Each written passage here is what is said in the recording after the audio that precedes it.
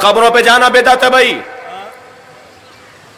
اللہ آپ سب کو نبی کا مزار دکھائے اور اللہ آپ سب کو جنت البقیع وہ اجڑی ہوئی قبریں بھی دکھائے.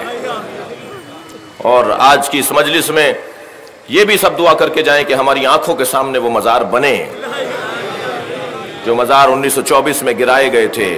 ابن بطوطہ کے سفر نامے میں لکھے ہوئے ہیں, ابن خلدون کے سفر نامے میں ان مزاروں کی تصویریں موجود ہیں. میں اس بحث پہ, یہ میرا مضمون نہیں ہے کہ کیا, لیکن بہت سارے لوگ کہتے ہیں جی مزاروں پر نہیں جانا چاہیے اور مزارات پہ جانا بدعت ہے فلاں. میں ان سے شدت کو کم کرنے کی دعوت دے رہا ہوں.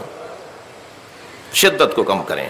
یہ مزارات پر دھماکے کرنا, گرا دینا, ان کی بے حرمتی کرنا, اس میں ذرا شدت میں کمی لے کر آئیں. آپ نہیں مانتے مزار کو, اللہ منواتا ہے. مثال دینے جا رہا ہوں, خانہ کعبہ کا طواف کر کے آئے ابھی جناب مصطفیٰ صاحب. اللہ تمام حاجیوں کی عبادتوں کو قبول فرمائے.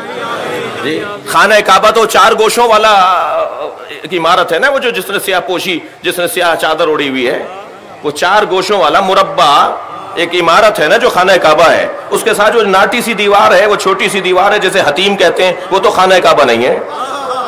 مگر اس کا طواف نہیں کرو گے تو طواف باطل ہو جائے گا. وہ ہاجرہ اور اسماعیل کی قبریں ہیں, قبریں مت مانو, میں طواف کرواؤں گا.